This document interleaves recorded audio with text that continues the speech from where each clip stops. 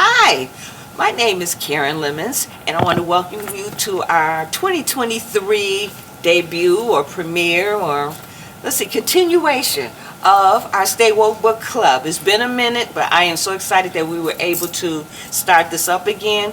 And the book that we're going to talk about today is Not So Pure and Simple. It is written by Lamar Giles, and it's a book about males and their relationships. And we have some wonderful students who are going to talk about this book and talk about gender and relationships. So let's get it started. Okay, so first of all, I want your overall impression and, thoughts about the book as a whole. Do you think it was credible? Do you think it was realistic? Were there some funny parts? There's some parts in it that you're like, Okay, who would like to start? I could. I think that the story was definitely realistic because of the ending. You know how most cheesy romance books always end as the main character gets the girl, they get the boy, but for this it wasn't that. And I think that's what made it more satisfying for me, is that he didn't get the girl that he wanted. Okay. I'll go. There was a lot of parts of when Dell, the main character, he had some points where he didn't know he was being the bad guy, if that made sense. He would say certain things in his head. I remember in the beginning chapters, he'd say something about his coworker when he was working, oh, she doesn't try at all. He was pointing out things that now in our modern day society we'll say, that's not okay. So he's more of a guy who thinks he's the good guy. So. I really liked the book. I appreciated how realistic it was, especially with the ending, like you were saying. I really appreciated that everything didn't get tied up nice and neat, no loose ends, because that's not how real life works. So I really liked it. Okay. I started off unsure of how much I would like it, not like it. And there's some, for me it is, I'm going to say a 4-star book, meaning really good. There's some stuff the author could have done a little better. I think there were some points where he tried to do some things and didn't quite hit. But the other thing is, for somebody who, it's been a long time since I've been this age, but I'll tell you, for your younger guys, not a lot has changed, because a lot of the sentiments, a lot of the ways that especially the male characters are thinking, and especially the way that women in the book are treated, not by the author, which is interesting, but by the characters. A lot of that is the same that it was, same as it ever was, as they say, back in the 80s, 90s. So there's a lot of more modern takes on gender, but a lot of the stuff that's happening in the books, a lot of the not so good things are, problems and things we've been fighting for decades.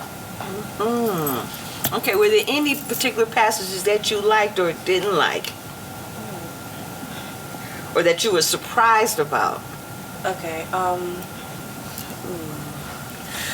I guess the most favorable part was when his friend, I forgot her name, but she was one of the baby getters too, and she basically called him out, saying that he isn't a good guy, when he went on about the tangent about how well, why do girls always say that they want a good guy, and then when somebody comes along who is a good guy, they just reject them? And then she just told him straight and simple that you're not a good guy. I love that part too. I was yes, that was the coworker, right? That was the coworker. If I remember, I think the old friend. I think they both did. Yeah. I think his sister says it to him too. Oh, okay. Yeah, so it was there was 3 Right. of them who said that. that is the funny part, because he really does. He just, because he felt he deserved Kiera. It's look, I ain't had a crush on her since kindergarten. And she didn't had all these boyfriends, and now it's my turn because I'm the one. Ooh, that's another point. When he was talking to his friend from church, he said, "Oh, I should just go ahead and talk to her." And his friend, I really can't remember his name right now, but he was like, "You need to wait, because that's what so many guys have been doing. They break her heart, then another one comes." And I think that's Good like one advice. point I was really glad he listened, sort of, because he didn't really listen. He was still trying to get at her, but that different approach from his friend made a difference. So I'm just glad about that. And he didn't just try to go up in there like, hey, I like you. She would probably just rejected him in the first place. Especially the way he was going about it. So Isaiah, can I put you on the spot for a minute? Do you consider yourself a good guy? Not necessarily.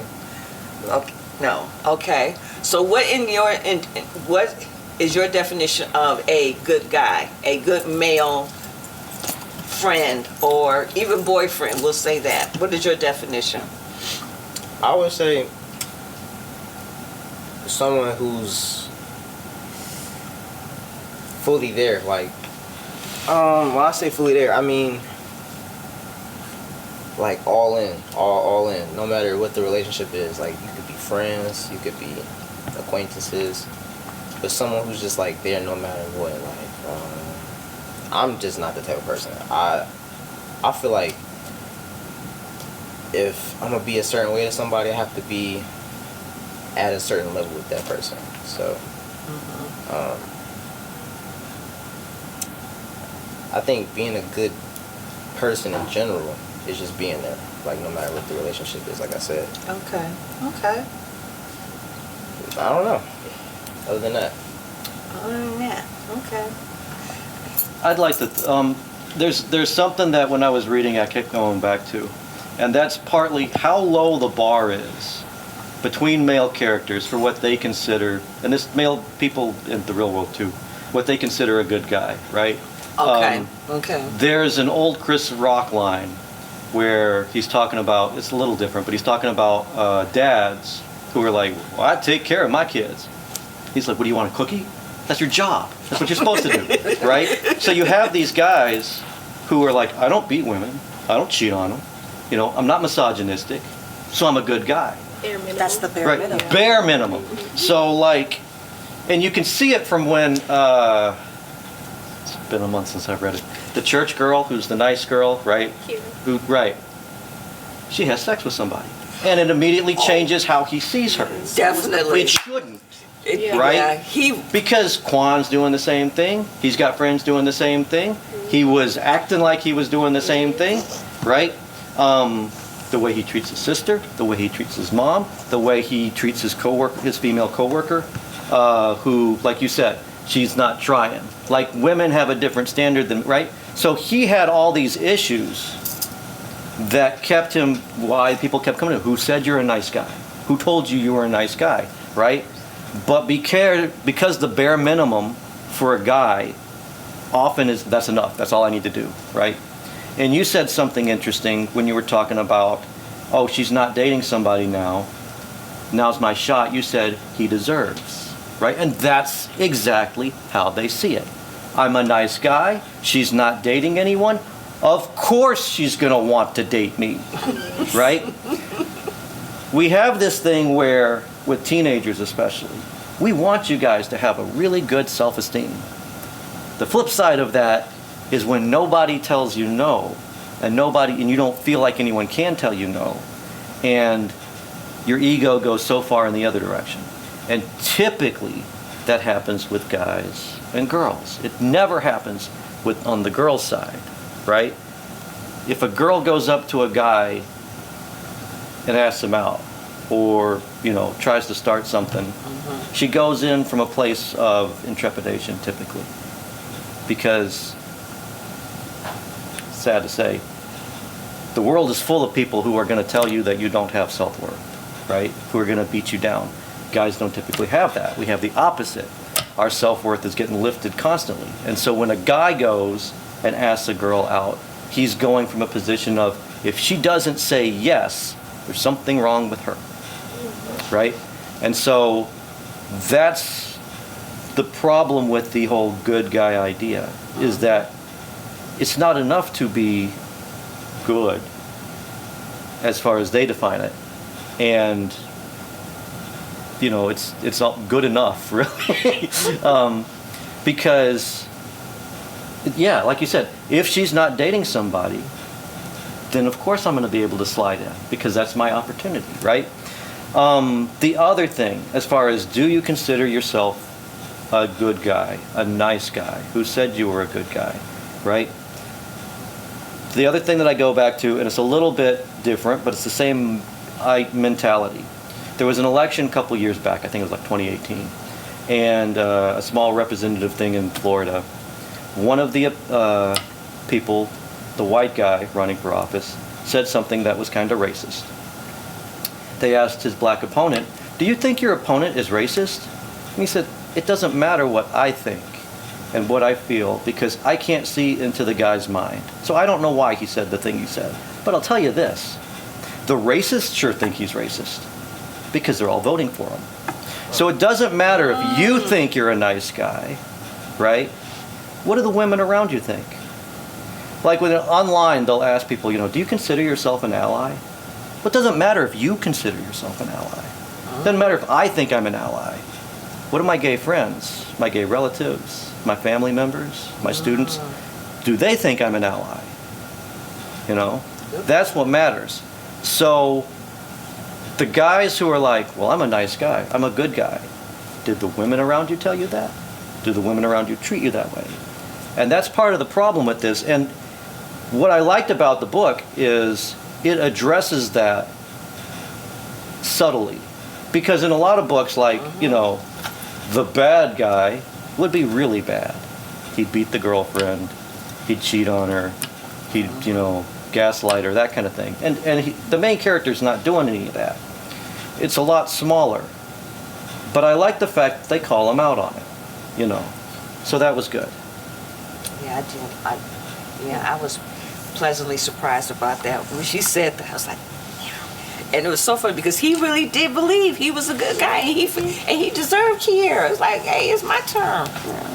His self-awareness was it wasn't there. Yeah. It wasn't there. And that happens a lot. Like, guys, I even knew a couple of guys, like, they say, I can pull her, this and third. I'm looking like, oh, can you? Like, I couldn't really, say it like that. But I'll say, maybe slow it down, do this, that, the third. But then say, no, I'm going to just go in. I'm going to do this at third. And they're doing the bare minimum by going to say, hey, you want to go to the movies?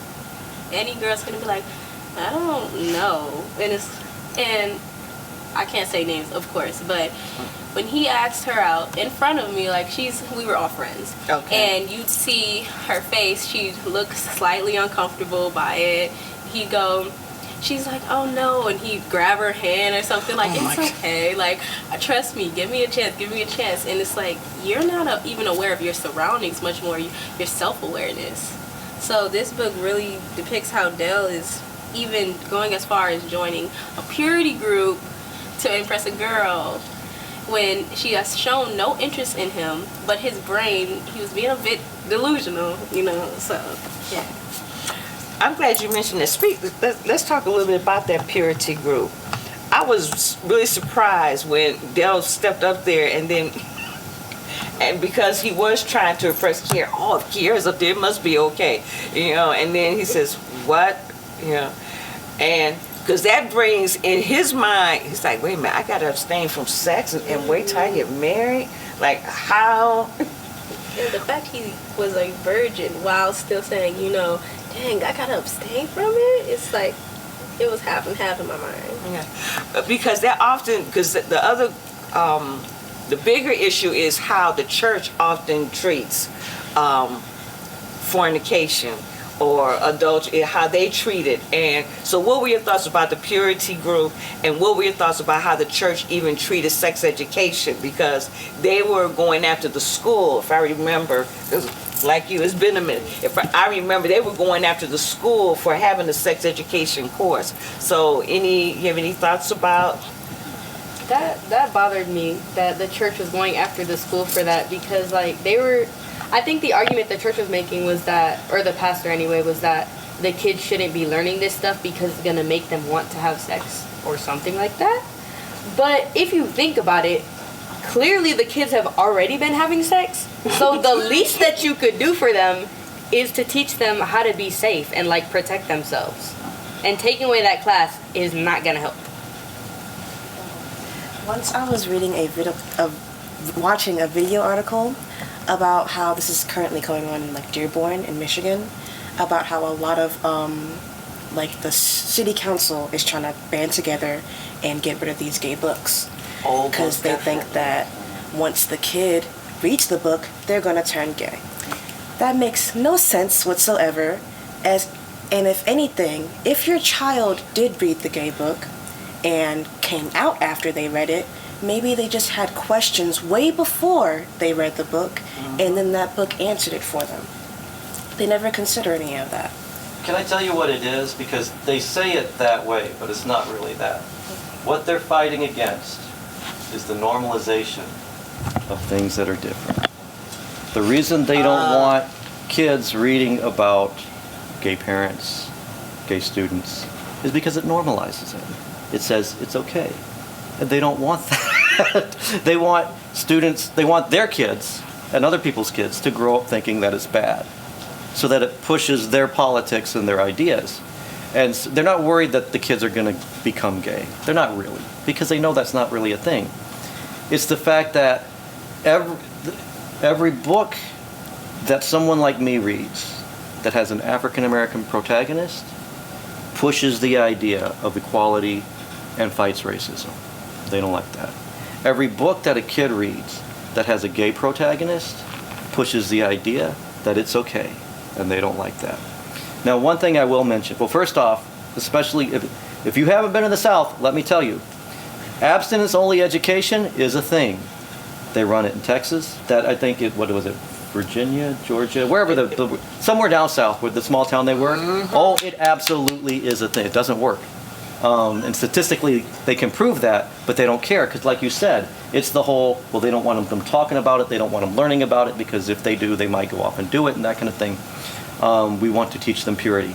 Now, one thing that I thought that was, typically if there's a book that has religion in it, it'll swing one way or the other. Religion is great, religion is bad. I didn't feel like it really made that judgment call, which is good. Right. It just said it is. And there's good people that were in the church. Oh, yeah. And there were good people that were in the purity pledge, and there were good people behind the sex education classes too. And so in so doing that, the author was making a real clear distinction between quote unquote the church and quote unquote religion and the pastor, right? And people like him who were fighting against change, fighting against the modernization of the church. And they didn't redeem him exactly, but he wasn't a villain at the end either, right? They sold it as, he's older, he's set in his ways, he had a tough time when his wife died, and he lets his niece, I think, take over the church kind of, and they reinvigorate things, right?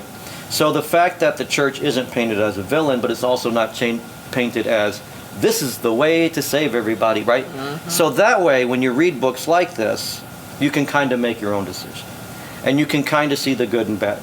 There's a lot of good and bad in just about everybody in the book, right? And that's a good thing, because that allows you to kind of make your own call. And like you guys have said, it's a lot more realistic that way, right? Because there's no real black and white that way. There's a lot of gray in all of us, Yes, that's true. So it's good that it's presented that way. Okay, there was one character. Do I want to say, is it Jameer? Who was the character that was getting abused, or it was Jameer? Were you surprised when you learned about Jameer in terms of because he was getting locked out? He was getting locked up right in the house, and were you? No privacy and everything. I mean, now that, middle school, I learned very quickly, like, people don't have it as good as you think it is. And parents taking doors off of the rooms are real, and the way they treat their children with toxicity is real. And thinking about Jameer, I mean, it became pretty obvious to me very quick. Okay. Because he always seemed, when he talked or when he had conversations with anyone, any moment in the book, he seemed very, like, closed off. And, like, something was wrong. I didn't know what, but something was wrong. Like, he was hiding something, whether it was his sexuality or the way his parents treated him. And I remember the first day they went to Purity Pledge, he was, like, talking to his mom. Like, they were going back and forth, arguing. And he didn't even wait for the car to stop. You know, he rolled his ankle and everything. So that was, like, the first sign of, yeah, it's not just a teen being mad at their parents.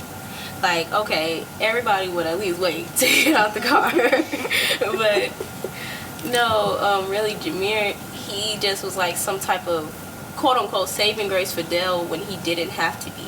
Like, I felt like he needed the company of Dale because of what was going on at home. So it was semi-obvious to me.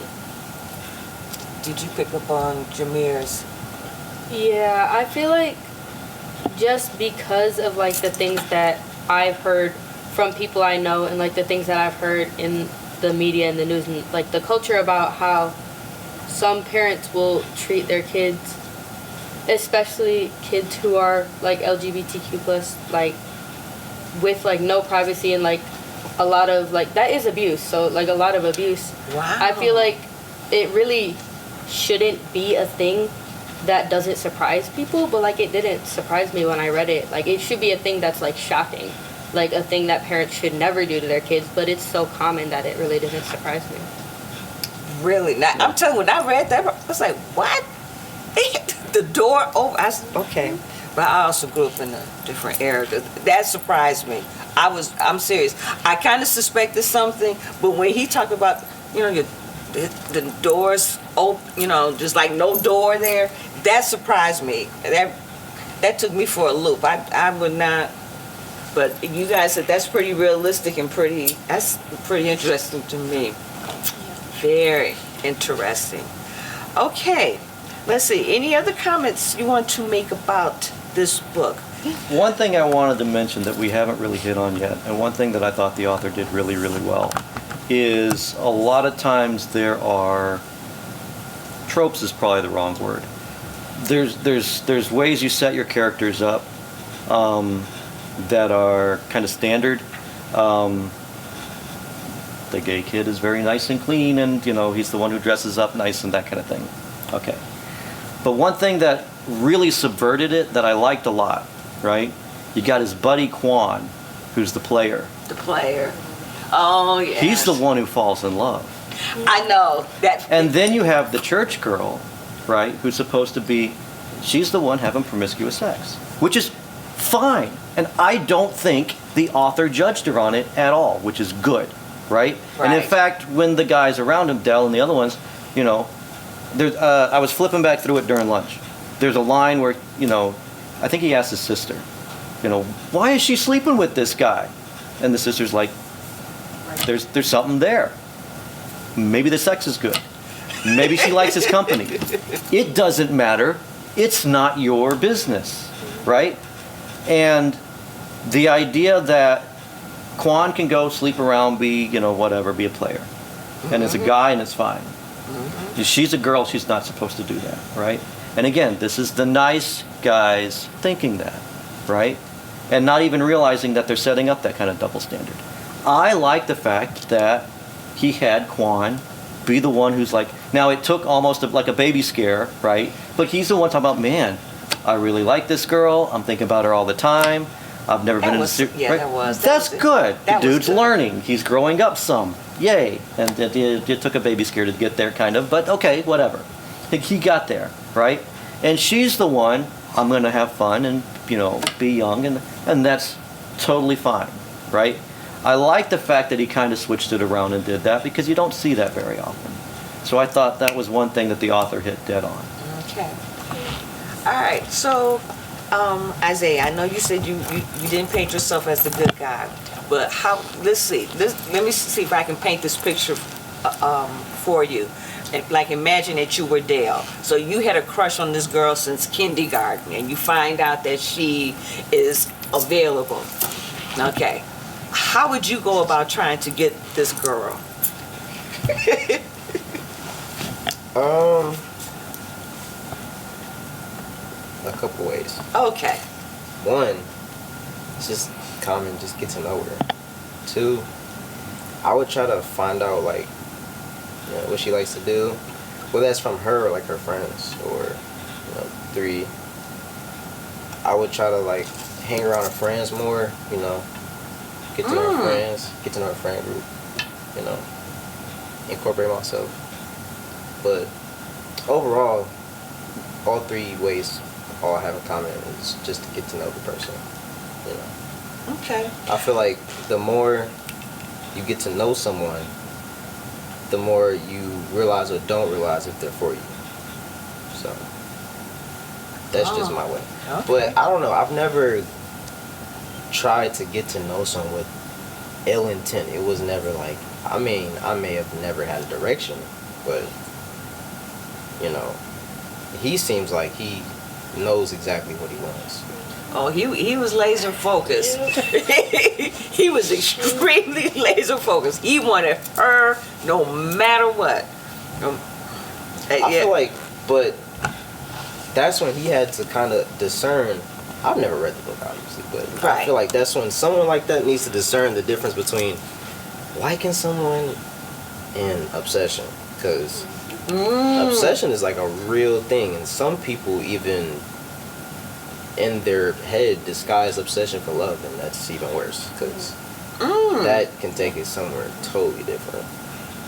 And I feel like at that point, once it becomes obsession, specifically with Dell, it's not about the girl at all. Like when you like someone, you like them because you like them and you want to be in a relationship because you like that person.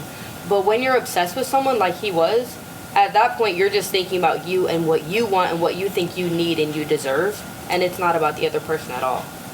Ah, so Dale was obsessed. It's amazing. Even stalker. You was going to say something. You or Malia? Yes, I was going to say, along with obsession, I was going to say he liked the idea of her. Yeah. Oh, yeah. That's spot on. Yeah. Yes. And though he's like, oh, I'm not a churchy guy and stuff, which he, again, that does roll into obsession because you're not even thinking about her morals and what she stands for. But he did like the idea of her. He said, oh, like I watch her go down the halls and this, that, the third. She had a name, I can't remember what to call it, but her and her boyfriend had a meshed name together, and he was like, I thought about this or I thought about that. And he just liked the idea of what she did with her boyfriends. And then that's where it came, the sexual intercourse. But yeah, he liked the idea of her. So Yeah, he was very, and I'm using that understand. He was very disappointed when he found out she has. That just totally just wrecked his world because to feed off what you're saying is that he had this idea of her. He thought that when she joined this purity pledge that she had never had. Oh, it's like, oh, okay, she's waiting just for me. that's another thing you just mentioned. It popped in my head. How not, of course, not the whole male population, but majority of teenage guys, they would see girls as, oh, they're this pure being, they have to do this, that, third, their standards for women, they cannot be with anyone else, and this, that. So he's thinking, oh, she just kissed a few guys, and then he's figuring out, oh my gosh, I can't have intercourse with her now that she's with another guy. She's not for you. She's not waiting for you. And that's what I kept, like, I used to talk to the book. I used to say, like, she's not for you. Stop. Like, she does not like you. But, yes, and it's like, again, the book references is that now. We talk about that now more modernly. Even in the classroom today, we had a conversation about how women are viewed as such. And that book really brought that in, but from a male's perspective, which was refreshing, kind of. And he just he barely had character development. I guess he had a little bit, but I don't like him at all. So You didn't like Dale at all. The interview, like, but he made some growth toward the. he tried. So right, and again, it's a low bar, but one of the first things I do when I start when you hit books like this and there's relationship stuff there, right? Whether you consider yourself a good guy or not, you hit something dead on when she asked you what would you do, right? And the first thing you started with was get to know her. which of course, but with so many times you see in books like this, she's beautiful, she's beautiful, she's beautiful, she's beautiful. Right? Is there more to it than that? And with him, there wasn't, because like you guys said, it's the idea of her. He didn't really know her. He didn't care to know her. He had this idea of, we growing up in kindergarten, and he knows she's a decent person, but he doesn't have any interest in her interests. Especially like when they're sitting there talking to him and the coworker, and they're talking about comic books, and they're talking about sci-fi, and they're talking about things that they're both into, and he's just oblivious because she doesn't fit his ideal of what he's going for, That's right? true. And That's so he true. can't see what's right there because he's blinded by, So when it's all physical, and of course the physical has to be there, and it's often there first because we don't have it, that's how you get to know somebody. But when that's all there is, I really don't like that. And that's part of what you didn't like about him too, I think, right? Yes. Is that it's shallow and he doesn't listen. And, I might have mentioned this to you. I mentioned it to somebody else. I don't know. But when you have the whole idea that to have a character arc, they have to start way down here and get better. They don't. Don't do that. You don't have to make your character so stinking unlikable. And he doesn't beat women. He's not a terrible guy. Right. He's just got a lot of flaws that he can't see. And that make you want to punch him in the face. Now, and part of it too, I think when the sister started being around more, because the sister was a really good influence on him, right? A woman that he would listen to, because he wasn't listening to anybody else. And so I think that helped him get to a place where I was okay with him. Whether you thought it was a full-on arc, and yes, he's a good guy now or whatever, he's at least, I think, on the right path. And that's Right. that's Right. something.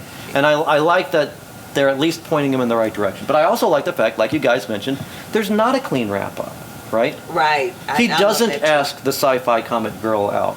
They're hinting at that kind of thing, right? He doesn't end up in love. He doesn't get the quote-unquote happy ending. He gets an ending that isn't bad, and everybody kind of does. And that's good. I like that. But that's why the beginning of the book was kind of tough for me, because you're like, oh, God, and I thought the people he was surrounded with were good. You just you wish somebody would just throttle him a little bit, right? Which one of you guys said self-aware, right? Because here's the trick, and it's not just guys. It's very, very difficult for us to be self-aware about a lot of things unless we have people telling us. And so when you can find people and surround yourself with people who will tell you the truth about yourself and give you stuff like that, that's a really good thing. It's not always easy to hear. And we tend to kind of gravitate more toward people who tell us what we want to hear. But let me tell you, I married the right person because she tells me exactly what I need to hear, and sometimes it's not what I want to hear. But I remember when I was a kid, I was clueless. I was this guy in spades. I would follow the girl around and not be sure, why isn't she dating me? I would fall in love with people who, told me hi. I had no self-awareness because I had no one there telling me. And eventually, as I did, I got better. So I think part of it is, and part of it is that he doesn't listen to the women around him. Part of it is that he doesn't have the right men around him. And his dad's an okay guy, right? But his dad is also like, hey, go get him, all right. You got a condom, be safe, right? Which is exactly the wrong thing he needs to hear. He's got the one teacher that he kind of sort of listens to, that teaches the sex ed class, and that's good. But then on the flip side of it, you've got, the pastor who's teaching absolute abstinence and don't talk about it and don't think about it and and that's not good, you know. And you've got his player buddy who, you remember, he doesn't want to admit that he's a virgin, right? Right. And they even keep the lie going about, you know, him and the other girl and that kind of thing, and he's proud about the fact that he kept the lie going about him and the other girl. That's so and true. didn't care about what it did to the other girl's reputation, right? So he needed somebody around him to be like, yo, don't know, that's not good. Don't do that. And so part of it is, you know, who you surround yourself with. And hopefully, you know, you get to a point where you surround yourself with some people, because we really have no self-awareness otherwise. Because it's very, very difficult for us to see ourselves as other people see us, right? Until they tell us how they see us. You know, does that make sense? Yeah. I have a question, and I have like a couple statements. How old is the main character? Great He's like a high school junior, so. Jesus. 16, 17? Yeah. Wow. So why? That was my next because question. he has like a year or two before he actually goes into the real world and has to deal with like real people. I'm not saying that high school people aren't real, but I feel like when you're in high school, that's like your phase to go try things out and to go experiment. Not saying that you should, but that's kind of like what high school is besides the academics. And that's just kind of sad to hear that he's that deep into his 4 years and he's struggling this hard. But I was going to say, one of the statements I was going to say is not just self-awareness, but situational awareness, which Oh, good it's point. basically just reading the room. Like, let's say a girl and her friends walk up to you. To me, that's a red flag. Because why are you walking up to me with your whole crew? Like that's, back up and right. What are you getting ready to divulge to me that I like? That's just a little weird to me. But that's one thing. And another thing is, I think having those male role models, I feel like, in my opinion, having the male role models tell you what and what not to do with a girl and what not to say with a girl. That's a bit more helpful than talking to a girl, because girls, they have mixed opinions. If you say, if you ask one girl one thing and you ask another girl another thing, it's gonna be different every single time. I've tried it a couple of times. It's different. It's definitely different. And it's crazy because they're most likely trying to say the exact same thing, which is crazy. But if you have, like, at least I'll say about like 3 male role models, if you ask them all the same question, they probably going to give a very similar answer. So that's another thing. Another statement I had was, I think one of the reasons why he doesn't develop in the story is because of his conflicting realities. His dad is telling him, "Oh, you can go get him, Tiger." The church is telling him adultery, you know, all that, you know, that's all wrong. But then the school, it's like, it's also kind of encouraging it. And also his thoughts are very impure, which I use that word intentionally because he joins this purity program. So in order to get a girl, right? Exactly. Yeah. So he's already going to this purity program with impure thoughts. It's conflicting from the start. So his character development is, I'm just going to take a wild guess and say there's none. I'm just going to take a wild guess and say there's none. Because although his dad is telling him to go get, I don't think he's actually giving him any advice. And it doesn't seem like he's seeking any either. It seems like he's a very stagnant person. Like he doesn't, I think he's so sure of himself, although he hasn't had any experience. I think he's so sure of himself that he thinks he can do this by himself. But that's just my thoughts.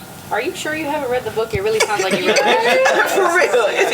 Because you really nailed the points, especially with these conflicting realities. That's a good It term. happens every day. I have a couple of friends right now who they don't listen. Oh my God. Miss Lemons, you know who I'm talking about. You know exactly what I'm talking about. They don't listen. I'm not going to sit here and say I'm perfect with girls either. But at the same time, I'm willing to listen. If you're willing to tell me something, I'm willing to listen. I'm always willing to improve. Even if I might not want to hear it at that time, I'm definitely willing to improve. So like that's one of the biggest things about growing in general. You just gotta be willing to listen, as long as someone's willing to tell you. But I had this word lingering in my head. I don't want to say he's a narcissist, but that's what it's sounding like. There's some of that in there. Yeah, he has narcissistic traits. He has narcissistic traits, and I think that's one of the other conflicting factors. Cause like I said, he doesn't sound like he has any experience, but he's so sure of himself. It just he's not adding up. But those are my statements. I liked what you said about his situational awareness, which plays into exactly what you said. I was just thinking, like, the only person he sort of came to get advice from is Jameer, which he only took some of that to heart anyways. Because he's like, okay, what can you help me with Kira? What's she gonna be? You know, what type of guys does she like? And it then goes back and forth. Like, he kind of contradicts himself a lot. And he's like, okay, well, let me try to show Kira I'm about this. But at the same time, he's like, well, you know, I go and watch sexual websites a lot. And he points that out a couple times in the book, which was like, okay, now you're just being an idiot. And I'm just... and it's just that, again, his father, I don't like his father either. I think Dell has got a lot of those traits you mentioned, what everybody mentioned from his father. I think that's another thing.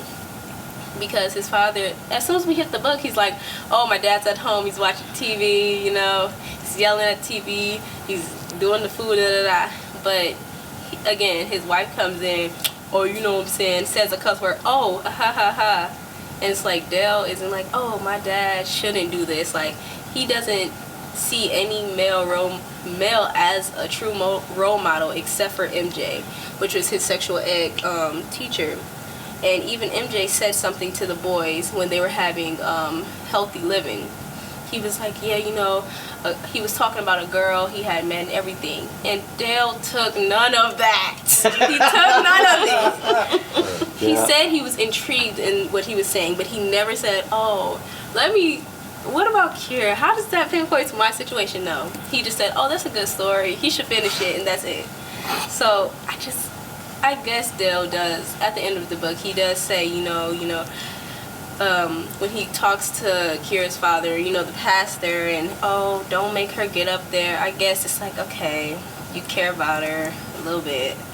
But he's starting to care about her as a person and not see her as this beautiful thing he wants to conquer. Yeah, and again, that goes to social constructs. He wants to keep up the image of, I had sexual intercourse with such and such. But then when it comes to Kira, he's mad about it. And then we go back to the, the baby getters? Oh, I forgot about that. Yeah. And I remember he was talking to his friend, I can't remember her name, but she was a baby getter. And when he came over her house, they started talking, he even said the term to her face. So which again shows he's not aware at all. Even to your friend, and you're even keeping that secret that y'all didn't have sexual intercourse together. So Dell is such a character that makes I want to read the book again just to see if I can depict, like, okay, he has some good points, I guess.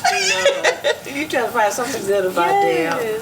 But I do think, while we don't like it necessarily, the little amount of growth that he had is more realistic than if he just, I have seen the light. I had this epiphany. That's not going to happen. And it's not, honestly, the way we grow, really. We do it in little steps, baby steps, and little increments. And, it doesn't make it as exciting a book when that happens, but it's the way it is. And so, had he, swung a full 180 and been, oh, I'm going to treat women better now, I've learned. We'd like, that's not right. That's not real. So, it is frustrating, and it's supposed to be. how long it takes him to get anywhere near where we want him to be. But it's also, sadly, more realistic that way, yeah. Him starting at rock bottom is what got me. Yeah. Yeah. Why did he have to just come? I'm sitting in He church had a and I'm long way bored. to go. And then he's like, I'm staring at Kira. It's the beginning of the book, and I'm like, oh, so he's obsessed. Like, I already like out of nowhere. This girl, she's listening to somebody preaching, you're like, her hair, and she's so gorgeous. I'm like, okay, sir, pipe down, all right. But I can say now that you guys are saying it, I guess a little bit of character development. Oh, that's another thing I forgot to pick up on. I want to talk about is the religion portion of it, the faith portion of it. Kira and Jameer.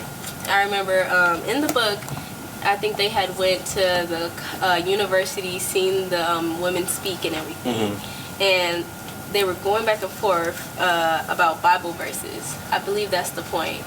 And Jameer was like, well, John 3:16. She's like, well, da da da da. And they were just going before. I'm like, okay. Because I believe that it was almost the point where Jameer made it known, well, the author made it known that Jameer had a boyfriend. And I was thinking like, oh wow, Jameer he doesn't appreciate his parents or like his parents because of the way they treat him, yet he still goes to church and he actually reads his Bible and does his thing. So I'm thinking, oh, so I thought he didn't like church, you know. And at first I was like, okay. But Kira, again, Dell is dumb because even though she has sexual intercourse, even though Dell doesn't know that yet, it's like, okay, she is a church girl, she's a believer, and you're still not getting it through your head. And it's like, oh, again, the purity pledge and thing.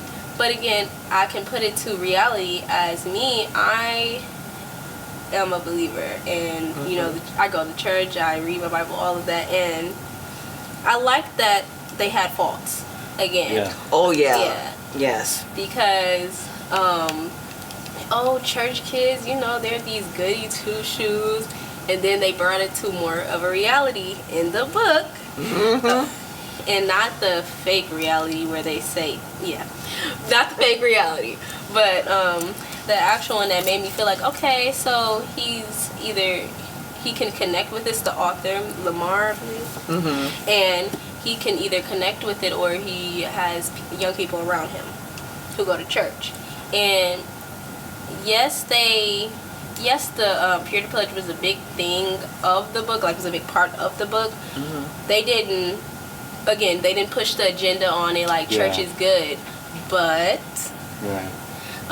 Dell didn't like church. He said sometimes, okay, this was a good sermon, or I like this, but I'm gonna look at it from church. I don't like him, but I mean, I'm glad he did somewhat, even though he was trying to impress Kira, he did somewhat try to read the Bible at first, remember a little things sometimes. Jameer had helped him at first. And I was like, I wish he would have had just a little bit more. So I wanted a playoff with him and Kira at first. Like before she was like, oh my gosh, I don't like you. I want her to do that, you know, just like, but I wish he would have got a little bit more into the religion part just so it could be more. I don't know why I want him to be so bad. I don't know. I kind of want him to just contradict himself even more. I don't know. And I wanted him to just, you know, be like, okay, I'm enjoying church a little bit. Okay, I like this. Even though I'm still trying to get at Kira, I wanted him to have that point of when the pastor tells him something, then it throws him off church again. I just wanted a little bit more drama, but But you hit on something that's nice, is that the fact that they, you know, Kira and Jameer are church kids, and they're flawed, but that doesn't mean that their faith isn't real, because their faith is real, and you can tell that. And they belong to the church. It's not that they go to the church, right? For them, it's the real deal. And that's one of the things I liked about, like you said, what the author set up, is that it's not like they have to be the perfect kid in order for their faith to be real. Like, you know, if Jameer's doing this, that he must not really believe. If Kiera's off there with guys, she must not really believe. And that's not the case at all. And he's not painting it that way. And that's good, right? Because it shows kids who do have faith that you can, really believe. Right. And still, you don't have to follow everything that the adults are telling you. You can question some things. You can live your own life. And if you do things that you feel pull you away from the path that you're going on, that's not the end. You can still course correct and change things, and it doesn't mean you are a bad kid or whatever. Right. So I thought that was really good. And that's a difficult line to walk. But I thought the author did a good job with that.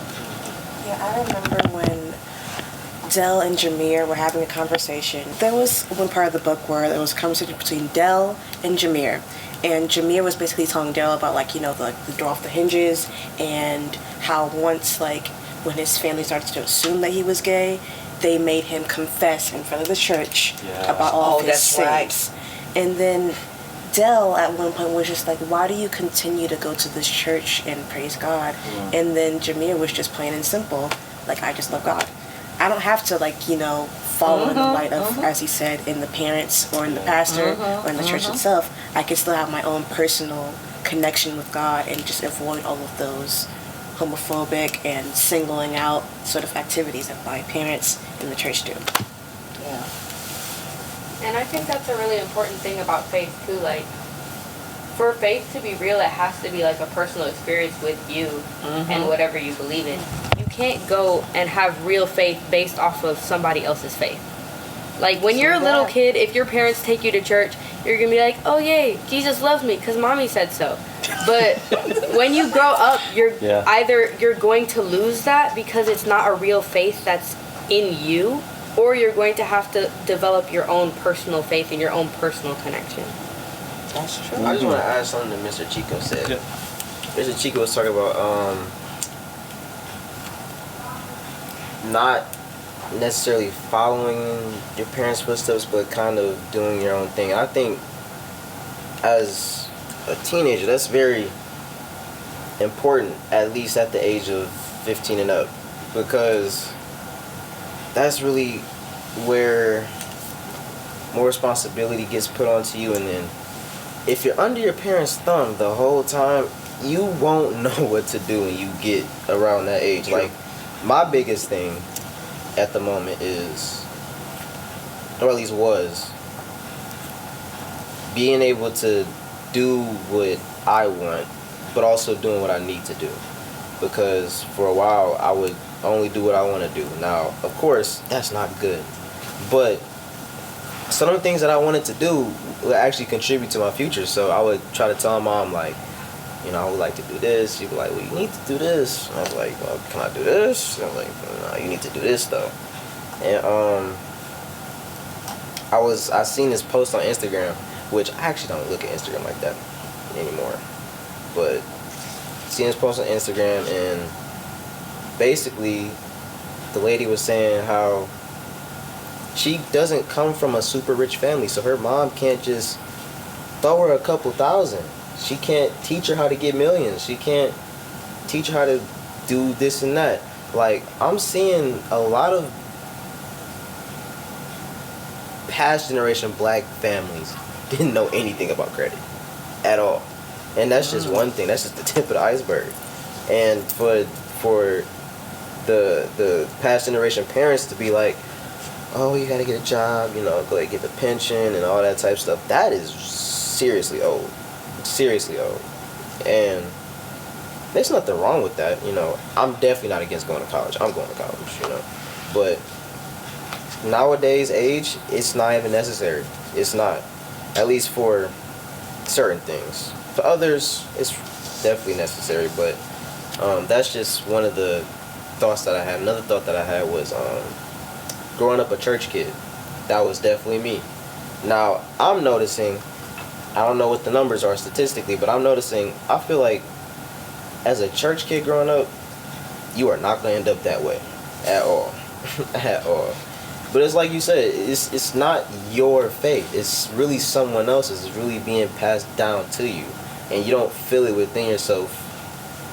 For real, you just don't. So when you get to a certain age where you're like, I don't know if that's for me, you start to deviate from it. I use deviate very loosely, but you start to deviate from it, and you don't exactly know if that's what you want. So for a while, you might experiment here and there, or you might not. But I feel like because a narrative like that was pushed onto you, you might do things or experiment with other things a little bit more extreme with others. But that's just my experiences, because I know a couple of church kids who ended up doing terrible things. Terrible. And I know some that aren't church kids that are just doing just fine. I feel like that's very strange. Like, one started with God and one ended up with God. That just doesn't add up to me. But that's just what I wanted to add. It was something, just a couple thoughts. The outdated traditions. I grew up with a grandmother, and that's one thing. She would always, tell us, like, okay, you gotta do this, that, the third. But it was from what her mother said. And though now I know better than to just say, let me follow blindly. I had siblings where it's like, okay, first of all, she gonna tell me to do this, let me go be rebellious really quick. So my grandmother would say, you have to, do this at school, do that. And it wasn't as, I see her as, she wasn't like, okay, you have to, like, but she was trying to push it, but she was like pulling back. That's like, it's very weird. But my brother, he was very into God. And what you said, and what Cedar said, I feel like he was bouncing off my grandmother and what she said, because as soon as he hit maybe 16, as soon as he hit 14, as a matter of fact, he was like, okay, that's it, no more. And I'm like, oh, okay, well, you was just you was preaching the other day, but okay. and I remember talking to him, and he said, it was pushed onto him, so he accepted it. And he was like, that doesn't mean I didn't try it. I didn't try to have a relationship with God. He said, but I realized that it wasn't for me, and that I was just going on with what Grandma was saying because she's the authoritative figure. Mm-hmm. And I see her as a role model, so maybe I should just do what she's doing. So, yeah. And again, he ended up without God, and I ended up with God. So it's very, yeah. Thank you guys so much for making this discussion lively, and the dislike for Dale. And, I love it. I love it. I love it. I love it. Okay, so this concludes our book discussion. Next month in March, we're going to be reading an awesome book, Island Games, by our own Mr. Chico. And we're going to look forward to that discussion as well, since there are 10 or 12 characters. There's a lot. A lot of characters, and each of them are supposed to, how did you put it? Is who survives? The body count's not really as high as I made it sound. It's not that kind of book, but I mean, it's definitely different than this. It's my attempt at something more actiony and adventure-y, and okay. Yeah. I look forward to reading it. I'm sure we all gonna have our opinions on that. Guys, thank you so much. I truly appreciate you. Did all of you get a copy of the book, just to make sure everyone got a copy? Okay, we're good to go. We'll get you one. We'll get you one. Okay. Okay. Cool. Thank you. All right.